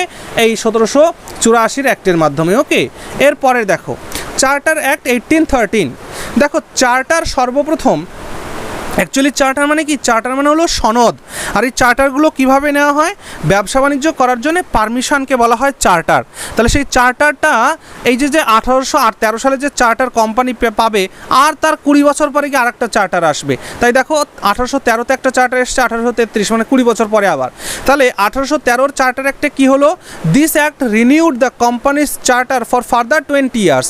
এই চার্টার অ্যাক্টের মধ্য দিয়ে ব্রিটিশ ইস্ট ইন্ডিয়া কোম্পানিকে বলা হলো তুমি আরও 20 বছর ভারতে গিয়ে রাজত্ব মানে ব্যবসা বাণিজ্য করো। Okay, it however deprived the company of its monopoly of trade with India, এবং এই আইনের মাধ্যমে কিন্তু যে ইস্ট ইন্ডিয়া কোম্পানি মনোপলি চালাচ্ছিল ভারতবর্ষে, মানে মানে একাই বাণিজ্য করে যাচ্ছিল, ঠিক আছে, মনোপলি চালাচ্ছিল, সেটা কিন্তু এখন বন্ধ হয়ে গেল। এখন বিভিন্ন কী হবে? Trade with India open to all British subjects, এবং সমস্ত ব্রিটিশ জনগণের জন্যে ভারতবর্ষের ট্রেড করার ব্যবস্থা করে দেওয়া হলো। Through this act the Christian missionaries were allowed to spread their religion in India. এটা খুব ইম্পর্ট্যান্ট, প্রশ্ন জিজ্ঞেস করা হয় যে কোন আইনের দ্বারা ভারতবর্ষে খ্রিস্টান মিশনারিরা আসতে অ্যালাউ হয়েছিল। তাহলে কিন্তু মনে রাখবে চার্টার অ্যাক্ট 1813, 1813 চার্টার অ্যাক্ট অনুযায়ী মানে খ্রিস্টান মিশনারিরা ভারতবর্ষে এসেছিল তাদের ধর্ম প্রচার করার জন্য। ওকে, এবার দেখো point number 4, charter act 1833। Through this act governor general of Bengal became as the governor general of India. এটা খুব ইম্পর্ট্যান্ট, তোমরা দেখেছিলে গভর্নর অফ বেঙ্গলকে কনভার্ট করা হয়েছিল গভর্নর জেনারেল অফ বেঙ্গলে। এবার এই চার্টার অ্যাক্ট 1833-তে এসে তোমরা দেখছো যে গভর্নর জেনারেল অফ বেঙ্গল হয়ে গেল গভর্নর জেনারেল অফ ইন্ডিয়া। এইবার কি হয়েছে, সারা ভারতবর্ষকে নিয়ে আসা হয়েছে, সারা ভারতবর্ষকে এই আইনের ভেতরে আনা হয়েছে। 2 নম্বর পয়েন্ট দেখো, first governor general of India was Lord William Bentinck. আর লর্ড উইলিয়াম বেন্টিং কিন্তু ছিল ভারতবর্ষের প্রথম গভর্নর জেনারেল। ওকে, আচ্ছা, this was the final step towards centralisation in British India. British India এটাই ছিল প্রথম সেন্ট্রালাইজেশনের পদক্ষেপ, প্রথম পদক্ষেপ। Okay, it was the beginning of a central legislature for India as the act also took away legislative powers of Bombay and Madras provinces. দেখো, এই অ্যাক্টের মাধ্যমে আবারও কি করা হলো, প্রভিন্সের থেকে ক্ষমতা কেড়ে নেওয়া হলো। এই অ্যাক্টের মাধ্যমে আবারও প্রভিন্স থেকে ক্ষমতা কেড়ে নেওয়া হলো। এখানে কি হলো, যে গভর্নর জেনারেল অফ ইন্ডিয়া এই ব্যক্তিকে একটা লেজিসলেটিভ পাওয়ার দিয়ে দেওয়া হলো, সেন্ট্রাল লেজিসলেটিভ পাওয়ার দেওয়া হলো, বোঝা গেল, সেন্ট্রাল লেজিসলেচার ফর ইন্ডিয়া। আর যে বম্বে মাদ্রাস এরা যে প্রভিন্সে শাসন করছিল এদের ক্ষমতা কিন্তু আবার কেড়ে দেওয়া হলো, অর্থাৎ এদের যে লেজিসলেটিভ পাওয়ার ছিল সেটাকে মানে টেক অ্যাওয়ে করে নেওয়া হলো। Okay, 5 number point, the act ended the activities of East India Company as a commercial body. এইবার দেখো কি হলো, এই 1833-এর চার্টার অ্যাক্ট অনুযায়ী কোম্পানি, ইস্ট ইন্ডিয়া কোম্পানির কমার্শিয়াল বডিকে বাদ দিয়ে দেওয়া হলো। এবার বলা হলো যে কোম্পানি তুমি এখন পিওরলি অ্যাডমিনিস্ট্রেটিভ বডি, মানে কোম্পানি তোমার এখন আর ব্যবসা বাণিজ্য করে কাম নেই, তুমি এখন ভারতবর্ষের শাসন কার্যে মনোনিবেশ করো। ওকে, তাহলে প্রশ্ন করে এখান থেকেও যে কোম্পানির ব্যবসা বাণিজ্য করার ক্ষমতা কোন আইনের দ্বারা সরিয়ে দেওয়া হয়, চার্টার অ্যাক্ট 1833। খুব গুরুত্বপূর্ণ। দেখো, তোমরা যে যেখান থেকে যে নোট নিয়েই পড়ো না কেন আমার কোনো আপত্তি নেই, মূল কথা হচ্ছে তোমরা চাকরি পাও। কিন্তু একটু ডিটেলসে না পড়লে ডব্লিউবিসিএসের মতন পরীক্ষায় কিন্তু চাকরি পাওয়া খুব ডিফিকাল্ট হয়ে যায়। ওকে, এই জন্যেই দেখবে অনেক ছেলেমেয়েরা প্রচুর টাকা খরচ করে বিভিন্ন কোচিং সেন্টারে অ্যাডমিশন নেয়, কিন্তু রেজাল্ট 0 হয়ে যায়, ঠিক না? তবে সবার কথা আমি বলছি না, কিন্তু একটা মাথায় রাখবে, পড়াশুনো করতে গেলে খুব একদম খুঁটিয়ে খুঁটিয়ে ইম্পর্ট্যান্ট মানে জিনিসগুলোকে পড়ার চেষ্টা করবে। আর এই জন্যই আমি বলি যে আমার শ্রমের মূল্য তোমরা যদি কেউ দাও, তবে আমি একটা পোল করেছিলাম, সেই পোলে তোমাদের রেজাল্ট দেখে আমার মানে হয়ে গেছে, তো দরকার নেই, আমি ফ্রি অফ কস্ট তোমাদের পড়াতে থাকছি, এবং এই নোটগুলো আমি কিন্তু তোমাদের ফ্রি দিতে পারছি না, এর জন্য তোমরা সামান্য একটা শুল্ক আমাকে দেবে। ওকে, আর যারা আমাদের চ্যানেলের মেম্বারশিপ নিয়েছো তাদেরকে আমি অসংখ্য ধন্যবাদ জানাই, তোমরা ফ্রি অফ কস্ট এগুলো পেয়ে যাবে। ওকে, এবার দেখো চার্টার অ্যাক্ট 1833-র 6 নম্বর পয়েন্টে কি বলা হচ্ছে, the laws made under previous acts were called regulations. দেখো, 1833-এর চার্টার অ্যাক্টের আগে ভারতবর্ষে যত আইন প্রণয়ন করা হয়েছে সেগুলোকে বলা হতো রেগুলেশনস, কিন্তু এই 1833-এর পরে ভারতবর্ষে যত যত আইন তৈরি হবে সেগুলোকে প্রথমবারের জন্য অ্যাক্ট হিসাবে বলা হলো অ্যাক্ট। অর্থাৎ দেখো 6 নম্বর পয়েন্টটা আমি আরেকবার পড়ে দিচ্ছি, the laws made under previous acts are called regulations. বলছে আগে যে আইনগুলোতে যে লসগুলো তৈরি করা হতো সেগুলোকে রেগুলেশনস বলা হতো, but the laws made under this act, কিন্তু এই চার্টার অ্যাক্ট 1833-তে যে আইনগুলো তৈরি করা হলো সেই আইন অনুযায়ী ফার্স্ট টাইম এগুলোকে অ্যাক্ট হিসাবে বলা হলো, অ্যাক্ট হিসাবে। ঠিক আছে, এখান থেকেও প্রশ্ন জিজ্ঞেস করতে পারে কিন্তু। ওকে, আচ্ছা, চার্টার অ্যাক্ট 1853। এবার আমরা চলে এসেছি সেই চার্টার অ্যাক্ট 1853-তে। দেখো, এই চার্টার অ্যাক্ট 1853-তে আমরা দেখব this was the last series of charter act passed by the British parliament. মানে এই যে 20 বছর করে যে ইস্ট ইন্ডিয়া কোম্পানি সনদ পাচ্ছিল ব্যবসা বাণিজ্য করার জন্যে, এটি সেই লাস্ট সনদ। এরপরে আর কখনো ইস্ট ইন্ডিয়া কোম্পানি সনদ পায়নি। কেন পায়নি তোমরা জানো, আমি গল্পটা আগে করে এসেছি। কারণ ব্রিটিশ পার্লামেন্ট চাইছিল যে কোনোভাবেই এই কোম্পানিকে তাড়াও, মানে সরাসরি আমাদের ক্ষমতার মধ্যে আনো ভারতবর্ষকে, নাহলে আমাদের ইনকাম হচ্ছে না। বোঝা গেল এমন একটা ব্যাপার। তাহলে প্রথম পয়েন্ট কি হলো, এটা ছিল ব্রিটিশদের দ্বারা শেষ চার্টার। 2 নম্বর পয়েন্টে কি বলা হচ্ছে, the legislative and executive functions of the governors generals councils were separated. এবার দেখো, গভর্নর জেনারেলের আগের আইন অনুসারে দেখলাম তার একটা লেজিসলেটিভ কাউন্সিল থাকবে, কিন্তু এইখানে এসে দেখা গেল যে গভর্নর জেনারেলের লেজিসলেটিভ অ্যান্ড এক্সিকিউটিভ ফাংশনসকে আলাদা করে দেওয়া হয়েছে। It provided for a new legislative council of Governor General comprising of 6 members called legislative councillors. এবার এই গভর্নর জেনারেলের লেজিসলেটিভ কাউন্সিল তৈরি করা হলো, আর সেই লেজিসলেটিভ কাউন্সিলে 6 জন মেম্বারকে রাখা হলো, আর সেই মেম্বারদের বলা হতো লেজিসলেটিভ কাউন্সিলর। আমি আগেই বলেছি লেজিসলেটিভ আর এক্সিকিউটিভ কী জিনিস। লেজিসলেটিভ মানে যেখানে নির্বাচনের গন্ধ আছে, আর এক্সিকিউটিভ মানে যেখানে সরকারি কর্মচারী থাকে। Okay, this council was known as Indian central legislative council. যেমন আমরা যদি এখন বলি ভারতবর্ষের পার্লামেন্টের কথা, তো এইটা সেই ভারতবর্ষের parliament. Okay, 6 members in central legislative councils, 4 out of 6 members were appointed by the provincial governments of Madras, Bombay, Bengal, Agra. দেখো এই সময়ের মধ্যে কিন্তু অনেকগুলো প্রভিন্স তৈরি হয়ে গেছে। আগে যেমন ছিল বাংলা, মাদ্রাস, বম্বে, এখন আগ্রাটাও যুক্ত হয়েছে এর সঙ্গে। তাহলে দেখো এই যে গভর্নর জেনারেল, ইনি কোথায় বসে আছেন? ইনি দিল্লিতে বসে আছেন, ইনি হেড অফ দ্য ডিপার্টমেন্ট হয়ে গেছেন। ওকে, এবার এনার যে লেজিসলেটিভ কাউন্সিল তৈরি করা হলো সেখানে কয়জন মেম্বার? 6 জন মেম্বার। আর এই 6 জন মেম্বারের মধ্যে 4 জন মেম্বারকে অ্যাপয়েন্ট করবে প্রভিন্সের যে গভর্নমেন্ট, তারা করবে, আর 2 জনকে গভর্নর জেনারেল অফ ইন্ডিয়া মানে অ্যাপয়েন্ট করবে। ঠিক আছে, আচ্ছা। It introduce a system of open competition on basis for the recruitment of civil servants. Civil সার্ভেন্টসদের জন্য চাকরি বাকরির সুযোগ প্রথমবারের জন্য এই আইনে বলা হয়। Hence the committee on Indian civil servant was appointed in 1854। আর সেই জন্যে 1854 সালে সিভিল সার্ভেন্টের অ্যাপয়েন্টমেন্টের জন্য একটা কমিটিকে নিয়োগ করা হয়। ওকে, আর separate governor of Bengal was appointed. এবার কী হলো, গভর্নর জেনারেল অফ বেঙ্গলকে যেহেতু গভর্নর জেনারেল অফ ইন্ডিয়া করা হয়েছিল, তাই বাংলার যে গভর্নর এটাকে খালি হয়েছিল, আর সেই খালিকে ভরাট করার জন্যে বাংলার জন্য একটা আলাদা গভর্নরের ব্যবস্থা করা হলো। 7 নম্বর পয়েন্টে কি বলছে? British parliament was empowered to put companies governance in India to an end at any suitable time. দেখো এই পয়েন্টটা আমি এই পয়েন্টটার জোরেই কিন্তু তোমাদের এই ব্রিটিশের সাথে কোম্পানির শত্রুতার কথা বলেছিলাম। এই যে 1853 সালে ব্রিটিশ সরকার প্রথমবারের জন্য কি বলল? ব্রিটিশ সরকার কিন্তু এখানে প্রথমবারের জন্য বলল যে ভাই তোমাদের এই কোম্পানিকে আমরা যখন তখন বন্ধ করে দিতে পারি। ঠিক আছে, দেখো British parliament was empowered, British পার্লামেন্টকে শক্তি দেওয়া হলো কি করতে? To put companies governance in India to an end at any suitable time. যে কোনো সুটেবল টাইমে আমি কোম্পানির গভর্নেন্সকে এন্ড করে দিতে পারি। তার মানে কি, আমি সরাসরি আমার ব্রিটিশ পার্লামেন্টের ক্ষমতা ভারতবর্ষে লাগু করতে পারি। আর ঠিক এই 1853-র 4 বছর পরেই 1857 সালে ভারতবর্ষে সিপাহী বিদ্রোহ শুরু হলো। আর সেই সিপাহী বিদ্রোহ এমন একটা পরিস্থিতি সৃষ্টি করলো যে ব্রিটিশ পার্লামেন্ট কোম্পানিকে বলল, ভাই কোম্পানি তোমার দ্বারাই তো আর শাসন হচ্ছে না ভাই, এখন তুমি চলে যাও, এখন আমরা সরাসরি আমাদের ক্রাউনের আন্ডারে ভারতবর্ষকে নিয়ে আসবো। বুঝতে পারছো? এই জন্যই আমি বলেছিলাম যে ব্রিটিশ সরকার ব্রিটিশ কোম্পানির সঙ্গেই কিন্তু বিশ্বাসঘাতকতা করেছিল বলে আমার মনে হয়। যদিও এর ঐতিহাসিক কোনো এভিডেন্স নেই, তবু ইতিহাস পড়ে আমার যতটুকুন মনে হয়েছে ততটুকুন বললাম। আমি আসলে কিন্তু ইতিহাসের ছেলে নই, আমি অ্যাকচুয়ালি ইংরাজির ছেলে। ঠিক আছে, ইংরাজির ছাত্র আমি। ওকে, কিন্তু পড়ানোর সুবাদে, নিজের পড়ার সুবাদে আমি কিন্তু দীর্ঘদিন ধরে, প্রায় গত 7 বছর ধরে আমি বিসিএসের কোচিং দিচ্ছি। আর সেই জন্যে অ্যান্ড 2 times মেন কোয়ালিফাইড।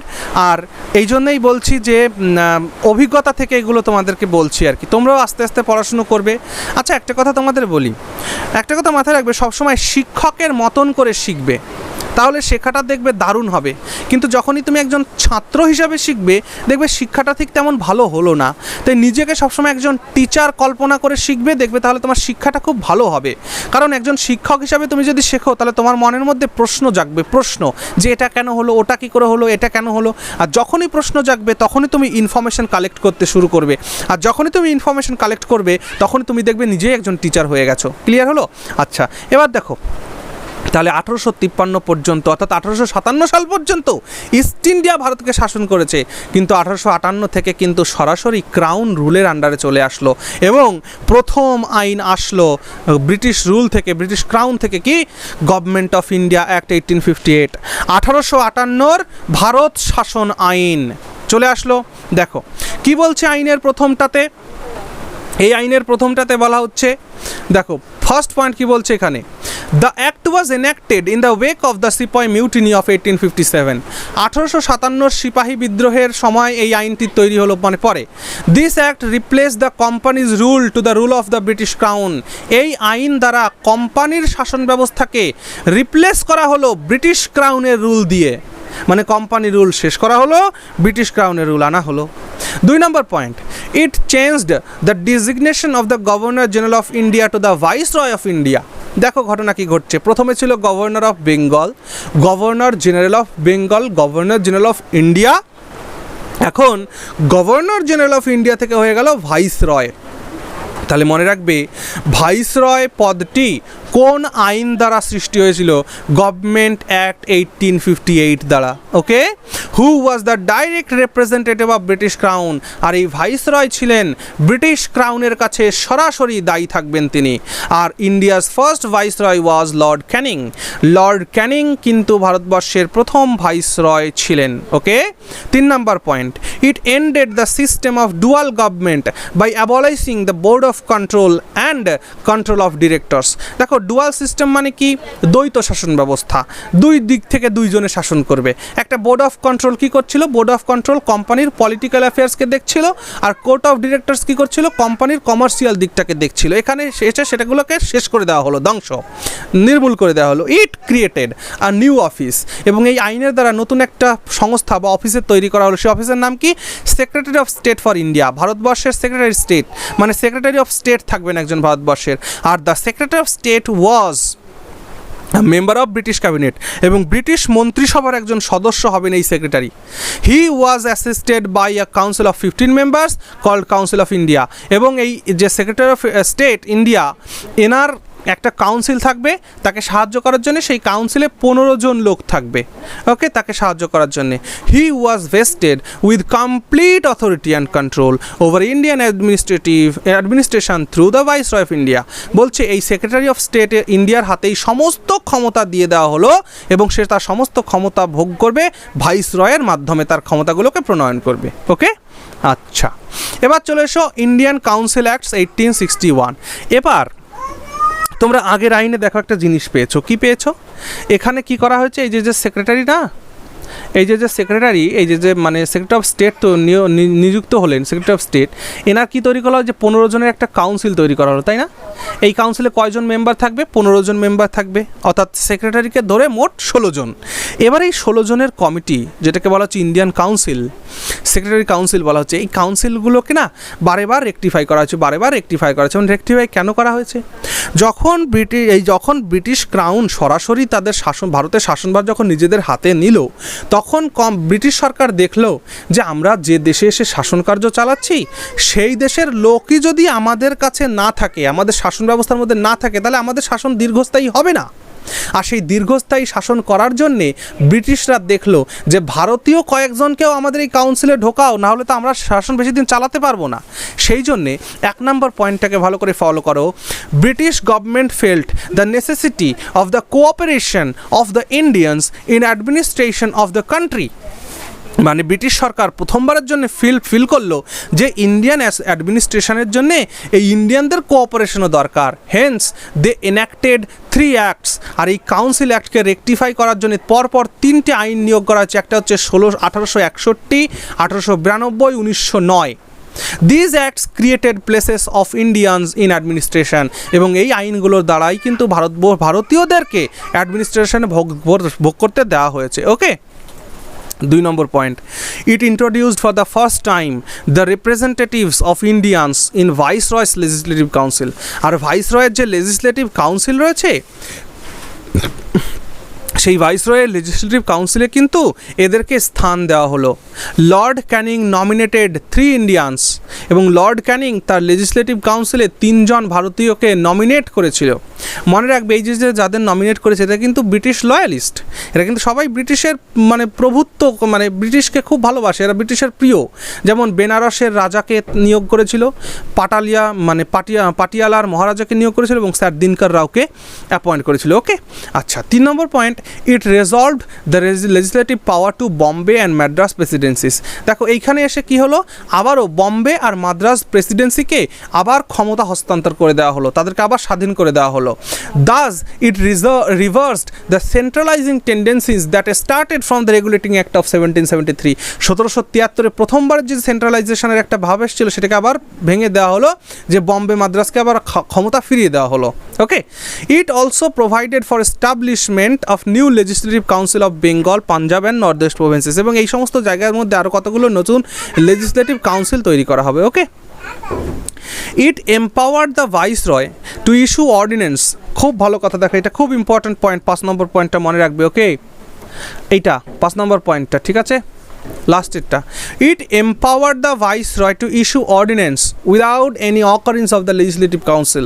এইখানে ভাইসরয়ের হাতে একটা ক্ষমতা দেওয়া হলো, কি ক্ষমতা, যে সে লেজিসলেটিভ কাউন্সিলের পারমিশন ছাড়াই এমার্জেন্সির সময়, জরুরি অবস্থার সময় অর্ডিন্যান্স আনতে পারবে। অর্ডিন্যান্স মানে কি? অর্ডিন্যান্স মানে হচ্ছে আইন, যেমন আমাদের পার্লামেন্টে আইন পাস হয়, অর্ডিন্যান্সও যেমন একটা আইন, আবার যে ল পাস হচ্ছে সেই লটাও একটা আইন। দেখো, ল পাস হতে গেলে পার্লামেন্টের সমস্ত সদস্যদের ভোটের দ্বারা ল পাস হয়, আইন পাস হয়, কিন্তু অর্ডিন্যান্স হচ্ছে রাষ্ট্রপতি মানে হেড অফ দ্য স্টেট, তার মত অনুযায়ী অর্ডিন্যান্স পাস হয়, হেড অফ দ্য স্টেটের, ঠিক আছে। তাহলে হেড অফ দ্য স্টেট কী করেন, পার্লামেন্টের পারমিশন ছাড়া বা পার্লামেন্টের কোনো কনসেন্ট ছাড়াই একটা সংক্ষিপ্ত সময়ের জন্য একটা আইন পাস করে দিতে পারেন, আর সেই সংক্ষিপ্ত সময়ের আইনকে বলা হয় অর্ডিন্যান্স। আমরা আরও ধীরে ধীরে এগুলো ডিটেলস আরও পড়বো, চিন্তা নেই, আমি সংক্ষেপে বোঝানোর চেষ্টা করলাম। তাহলে আইন হচ্ছে দীর্ঘ সময়কালীন, মানে সময় আজীবনকাল চলতে পারে একটা আইন, কিন্তু একটা অর্ডিন্যান্সও আইনের মতনই জিনিস, কিন্তু সেটা খুব লং লাস্টিং নয়, সেটা খুব ট্রানজিটরি, ক্ষণস্থায়ী। ওকে, আর এই যে ট্রানজিটরি আইন, অর্ডিন্যান্স লাস্টেড ফর 6 মান্থস, আর অর্ডিন্যান্স 6 মাসের জন্য টিকে থাকে। আর আজকের সংবিধানে আমাদের যে অর্ডিন্যান্সের যে প্রভিশন রয়েছে সেটা কিন্তু এই আইন থেকেই নেওয়া হয়েছে। আমাদের ভারতবর্ষে এখন যদি কোনো অর্ডিন্যান্স আনা হয়, সেই অর্ডিন্যান্স কিন্তু 6 মাসেরই অর্ডিন্যান্স থাকে, বোঝা গেল। আর সেই অর্ডিন্যান্সকে জারি করেন রাষ্ট্রপতি, জারি করেন। ক্লিয়ার হলো? Very good. এবার দেখো ইন্ডিয়ান কাউন্সিল অ্যাক্ট 1892, এগুলো একটু পড়ে নেবে, এগুলোতে আমার বলার কিছু নেই। ওকে, আচ্ছা, তো এই যে কাউন্সিলের মধ্যে 2 ধরনের মেম্বার থাকতো, একটা ছিল অফিসিয়াল মেম্বার, একটা আনঅফিসিয়াল মেম্বার, ঠিক আছে। তো এইখানে আমাদের কি হবে, যে ওই যে লেজিসলেটিভ কাউন্সিল ওইগুলোতে মানে ওইগুলোই আর কি, মানে তোমার কি বলবো, ওইগুলো আর কি এদের ক্ষমতা দান করার চেষ্টা করবে, ঠিক আছে। এগুলো একটু পড়ে নাও, এখানে আমার বলার কিছুই নেই। 1909, ঠিক আছে, এটাকে একটা মর্লেমেন্টো রিফর্মস বলা হয়। দেখো 1909-এর যে ইন্ডিয়ান কাউন্সিল অ্যাক্ট, এটাকে বলা হয় মর্লেমেন্টো রিফর্মস, কারণ এই সময় ব্রিটিশ প্রধানমন্ত্রী স্যার মর্লি আর ভারতবর্ষের গভর্নর জেনারেল, সে হচ্ছে মানে ভাইসরয় লর্ড মিন্টো, এনারা 2 জন মিলে ভারতের এই আইনটাকে একটু রিফর্ম করলেন, তাই এটাকে সংস্কার আইন বলা হচ্ছে এদের নামে। কি করা হলো, direct elections to legislative council, first attempt to introducing representative and popular element, ঠিক আছে, মানে ইলেকশনের মাধ্যমে লেজিসলেটিভ কাউন্সিলের মেম্বারদের চয়ন করা হবে, এটা প্রথমবারের জন্য এখানে স্বীকার করা হলো। It change the name of central legislative council to the imperial legislative council, ঠিক আছে। দেখো এই সংস্কার আইনের মধ্যে কতগুলো গুরুত্বপূর্ণ সংস্কার হয়েছিল, কি যেমন সেন্ট্রাল লেজিসলেটিভ কাউন্সিল যেটা ছিল, সেই সেন্ট্রাল লেজিসলেটিভ কাউন্সিলে যে 16 জন মেম্বার ছিল, সেই 16 জন মেম্বারকে বাড়িয়ে 60 করা হলো, মেম্বার সংখ্যা 60 করা হলো। ওকে, আর ইন্ট্রোডিউস, দেখো এটাকে কিন্তু কমিউনাল, মানে লর্ড মিন্টোকে কিন্তু ফাদার অফ মানে কমিউনাল বলা হয়, ঠিক আছে। কেন করা হয়, কারণ তখন মুসলিম লীগ কিন্তু 1906-তে এস্টাবলিশড হয়ে গেছে অলরেডি, আর মুসলিম লীগ তখন চাইছে তাদের জন্য সেপারেট ইলেকটোরেট করতে হবে, মানে তারা আলাদাভাবে তাদের নিজেদের জন্য ভোটের ব্যবস্থা করবে। ওকে, মানে এই যে মানে কমিউনাল যে একটা রিপ্রেজেন্টেশন, আর এই মুসলিমদের কমিউনাল রিপ্রেজেন্টেশন এই অ্যাক্টের মাধ্যমে কিন্তু স্বীকার করে নেওয়া হয় যে ঠিক আছে, তাদের জন্য আলাদা সেপারেট ইলেকটোরেটের ব্যবস্থা করে দেওয়া হবে। ওকে, আর Indians for the first time in viceroy's executive council, আর ভাইসরয়ের এক্সিকিউটিভ কাউন্সিলে প্রথমবারের জন্য কোনো ভারতীয়কে মানে প্রবেশ করতে দেওয়া হয় ইন্ডিয়ান কাউন্সিল অ্যাক্ট 1909 দ্বারা। আর মনে রাখবে, সত্যেন্দ্র প্রসাদ সিনহা, ইনি ছিলেন প্রথম মেম্বার যিনি ভাইসরয়ের কাউন্সিলে চান্স পেয়েছিলেন। ওকে, এবং তিনি ছিলেন একজন ল মেম্বার। এবার দেখো government of India act, Bharat শাসন আইন 1919, এটাকে বলা হয় মন্টেগু চেমসফোর্ড রিফর্মস আইন বা মন্টেগু চেমসফোর্ড সংস্কার আইন। এই মন্টেগু চেমসফোর্ড সংস্কার আইনের মধ্যেও গুরুত্বপূর্ণ কিছু ঘটনা রয়েছে, যেমন this act is also known as the Montagu Chelmsford reforms, এটাকে বলা হয় কারণ মন্টেগু মানে sir Montagu and Lord Chelmsford এরা এটার সংস্কার করেছিল। The central subjects are demarcated and separated from those of the provincial subjects, মানে সেন্ট্রাল অ্যান্ড প্রভিন্সিয়ালকে আলাদা আলাদা ভাগে ভাগ করে দেওয়া হয়। The scheme of dual governance that is dyarchy was introduce in the provincial subjects. এবার প্রভিন্সিয়াল যে মানে স্টেটগুলো ছিল, মানে প্রভিন্সিয়াল যে মানে গভর্নর ছিল তাদের জন্য দুটো সেকশন করে দেওয়া হয়, মানে দ্বৈত শাসন, যাকে দ্বৈত শাসন মানে একটা লেজিসলেটিভ ক্ষমতা থাকবে, একটা মানে একটা এক্সিকিউটিভ ক্ষমতা থাকবে, ঠিক আছে। তাহলে ডায়ারকি হয়ে যায় এখান থেকে। তারপরে দেখো লোয়ার হাউস আপার হাউসের ক্রিয়েশন হয়, ঠিক আছে, মানে বাইক্যামেরালিজমের সৃষ্টি হয়। বাইক্যামেরালিজম মানে কি, দ্বিকক্ষ বিশিষ্ট শাসন ব্যবস্থা, একটা হলো আপার হাউস, একটা lower house. The lower house legislative assembly with 140 members of which 104 were elected and 40 were nominated and the tenure of 3 years। বলছে এখান থেকে প্রশ্ন আসে যে লোয়ার হাউস যেটাকে বলা হচ্ছে লেজিসলেটিভ অ্যাসেম্বলি, সেই লেজিসলেটিভ অ্যাসেম্বলিতে 140 জন মেম্বার থাকবেন। সেই 140 জন মেম্বারের মধ্যে 104 জন নির্বাচিত হয়ে আসবেন এবং 40 জন মনোনীত হবেন এবং তাদের সময়সীমা থাকবে 3 বছরের জন্যে। আর আপার হাউসকে বলা হচ্ছে কাউন্সিল অফ স্টেটের 60 জন মেম্বার হবে, এইখানে 34 জন ভোটের দ্বারা নির্বাচিত হয়ে আসবে এবং বাদবাকি 26 জন 34 জন নির্বাচিত, বাদবাকি 26 জন নমিনেটেড হবে এবং তাদের সময়সীমা 5 বছর থাকবে। এখান থেকে জিজ্ঞেস করা হয় যে লেজিসলেটিভ অ্যাসেম্বলির মেম্বারদের সময়সীমা কত, 3 বছর, আর কাউন্সিল অফ স্টেটের মেম্বারদের সময়সীমা কত, 5 বছর। ক্লিয়ার হলো? অর্থাৎ দ্বৈত শাসন ব্যবস্থার প্রবর্তন কিন্তু এইখানে হচ্ছে। বাইক্যামেরালিজম মানে দ্বিকক্ষ বিশিষ্ট আইনসভার প্রচলন কিন্তু এই আইন থেকেই হচ্ছে। Members are elected through direct elections in the country, এবং ভোটে সরাসরি জনগণের ভোটের দ্বারা এদের নির্বাচন হয়। ওকে, এখান থেকে তোমরা পয়েন্টগুলো একটু বুঝে নাও। এক্সিকিউটিভ এবার ভাইসরয়ের যে এক্সিকিউটিভ কাউন্সিল, সেইখানেও ইন্ডিয়ানদের আবার বেশি করে ভর্তি শুরু হয়। তারপর সিভিল পাবলিক সার্ভিস কমিশনের এস্টাবলিশমেন্ট হয় এই আইনের দ্বারা। এবার এখানে আরও মানে কমিউনাল সেপারেশন চলে আসে ভোটের মধ্যে, যেমন শিখ, ভারতীয় খ্রিস্টান, অ্যাংলো ইন্ডিয়ানস, ইউরোপিয়ানস, এদের জন্য আলাদা আলাদা ভোটের ব্যবস্থাও কিন্তু এখানে করা হয়। ওকে, যদিও মনে রাখবে এই সময় ব্রিটিশ যে লোক মানে মেজরিটিতে কিন্তু ব্রিটিশরাই থাকতো, ভারতীয়রা কখনো মেজরিটি পায়নি। ওকে, আর এই নিয়েই কিন্তু গণ্ডগোলটা হয়েছে। যেমন 1919-এর পরে 1919 এই গভর্নমেন্ট আইনটা কেমন ভারতবর্ষে চলছে কি না চলছে, এইটাকে পর্যবেক্ষণ করার জন্যে ব্রিটিশ সরকার স্যার সাইমনকে হেড করে একটা কমিশন পাঠিয়েছিলেন 1927-এ, যেটাকে বলা হয় সাইমন কমিশন। সেই সাইমন কমিশন এসেছিলেন, সেখানে 7 জন মেম্বার ছিলেন, কিন্তু তাদের প্রত্যেকেই ছিল অভারতীয়, মানে সবাই ছিল ইংরেজ, তাদের মধ্যে কোনো ভারতীয় ছিল না। এবার ভারতীয় যদি সেই সাইমন কমিশনে না থাকে, তাহলে তারা কী করে বলবে যে আইনটি ঠিক আছে না ভুল আছে? বোঝা যাচ্ছে? এই জন্যে এই সাইমন কমিশনের বিরোধিতা করেছিল তখন ভারতীয় সমস্ত নেতারা, আর সেই বিরোধিতার পরেই এই 1935-এর এসেছিল এই আইনটি। মনে রাখবে 1935 সালের যে ভারত শাসন আইন, এটা কিন্তু ভারতীয় সংবিধানের মা হিসাবে বলতে পারো। আমাদের ইনস্টিটিউটে যে লাস্ট পয়েন্টটা দেখে নাও, the act can be called the mother of Indian constitution. ভারতীয় সংবিধানের যদি জননী কাউকে বলা হয়, তাহলে কিন্তু 1935-এর অ্যাক্টটাকে বলা হবে। কেন? কারণ এই অ্যাক্টের মধ্যে দেখো, the act provided for the establishment of an all India federation consisting of the provinces and the princely states as units। তখন প্রিন্সলি স্টেট যেগুলো ছিল, মানে রাজতন্ত্র, যে সমস্ত রাজার ক্ষমতা সেখানে ছিল, সেগুলোকে নিয়ে মিলিয়ে এবার এখানে কি হলো, প্রভিন্স আর সেন্টারের মধ্যে ক্ষমতা বন্টন হলো। যেমন আমাদের ভারতীয় সংবিধানে যেমন ফেডারেল লিস্ট রয়েছে, প্রভিন্সিয়াল স্টেট লিস্ট রয়েছে, সেন্ট্রাল লিস্ট রয়েছে, কনকুরেন্ট লিস্ট রয়েছে। তো সেরকম যে লিস্টের প্রথম প্রত্যাবর্তন কিন্তু এইখানে আসলো। ফেডারেল লিস্ট মানে কেন্দ্র সরকারের লিস্ট, প্রভিন্সিয়াল লিস্ট মানে রাজ্য সরকারের লিস্ট, কনকুরেন্ট লিস্ট মানে হচ্ছে যুগ্ম তালিকা, যেখানে কেন্দ্র সরকার রাজ্য সরকার উভয়ের ক্ষমতা থাকবে।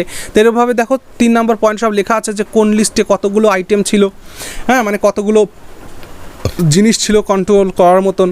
বলগুলো আমি বলে দিচ্ছি, আদারওয়াইজ তোমরা এটাকে মানে স্টপ করে একটু পড়ে নিতে পারো। এখানে আমার বোঝানোর কিচ্ছুই নেই, জাস্ট ফ্যাক্ট। আচ্ছা, এখানে দেখো আবার দেখো এই 5 নম্বর 6 নম্বর 7 নম্বর পয়েন্ট দেখো, introduced bicameralism in 6 out of 11 provinces. তখন কিন্তু ভারতবর্ষে অলরেডি 11খানা প্রদেশ হয়ে গেছে।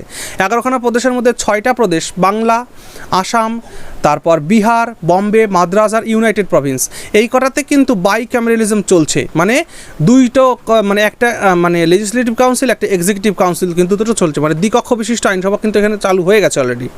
Provided for the establishment of federal court, federal public service, দেখো ফেডারেল পাবলিক সার্ভিস কমিশনকে এখন বলা হয় ইউপিএসসি, মানে ইউনিয়ন পাবলিক সার্ভিস কমিশন। তাহলে এই ইউপিএসসির প্রিভিয়াস নাম কি ছিল? Federal public service commission. এটা কোথা থেকে নেওয়া? এই যে 1935-এর ভারত শাসন আইন থেকে কিন্তু নেওয়া। আবার রাজ্য সরকারের যে পাবলিক সার্ভিস কমিশন আছে না, প্রভিন্সিয়াল পাবলিক সার্ভিস কমিশন, যেমন ডব্লিউবিসিএস কি? ডব্লিউবিসিএস হচ্ছে West Bengal public service commission, এই যে প্রভিন্সিয়াল পাবলিক সার্ভিস কমিশন। আর এইটা কোথা থেকে এসছে? এটা 1935-এর ভারত শাসন আইন থেকেই এসছে। ওকে, এর মাধ্যমে কি করা হয়? কাউন্সিল অফ ইন্ডিয়াকে মানে অ্যাবলিশ করা হয়। কাউন্সিল অফ ইন্ডিয়া আর থাকে না। কেন থাকে না? কারণ অলরেডি দুটো কক্ষের আইনসভা চলছে, লোয়ার হাউস আপার হাউস অলরেডি সেট আপ হয়ে গেছে, তো ফার্দার এখানে আর কাউন্সিল দরকার নেই।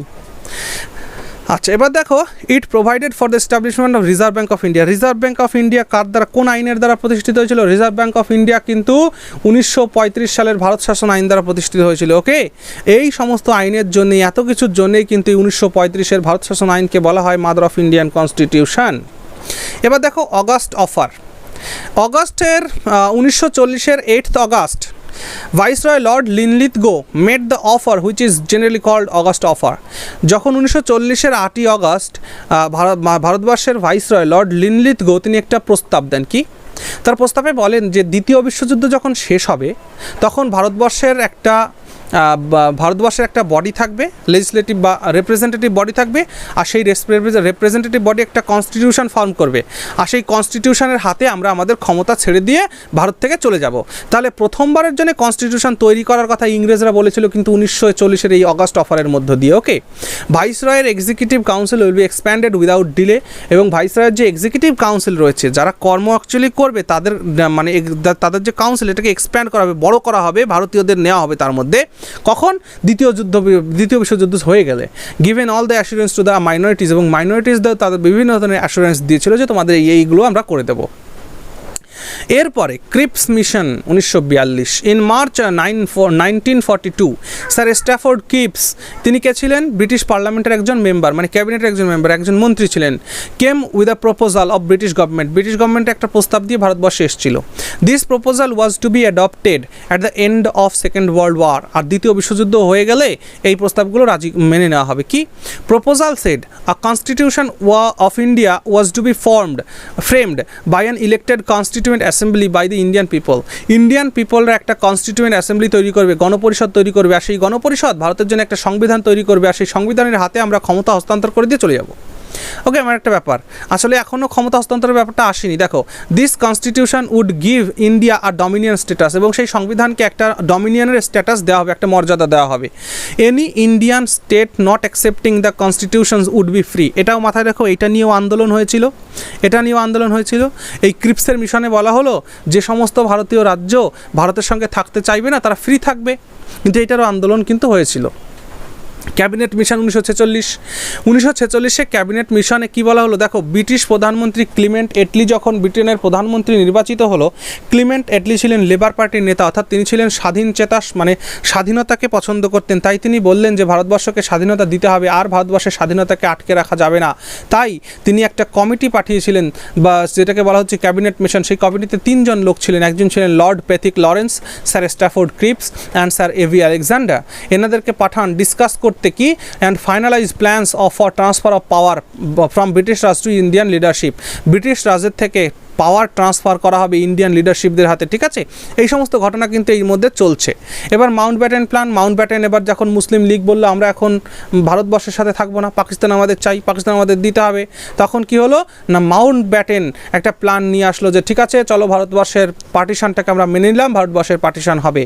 আর তিনি বললে এই কমিশন বা এই মাউন্টব্যাটেন প্ল্যান অনুযায়ী বলা হলো 3 জানুয়ারি 1947 ভারতবর্ষের স্বাধীনতাকে গ্রহণ করে নেওয়া হবে। ওকে, এবার দেখো last point and last slide of our today's lecture. Indian independence act 1947, it declared India as an independent and sovereign state. This act came into force on 18th July 1947. বলছে 1947 সালের 18ই জুলাই এই আইনটিকে ফোর্স করা হয়, ঠিক আছে। established responsible governments at both center and provinces, abolished the office of secretary of state। হ্যাঁ, এই যে মানে স্বাধীনতা দেওয়ার জন্য যা যা করা লাগে, মানে বর্তমান ভারতবর্ষের যে পরিস্থিতি সেই সমস্ত দেখে কিন্তু এটা হলো।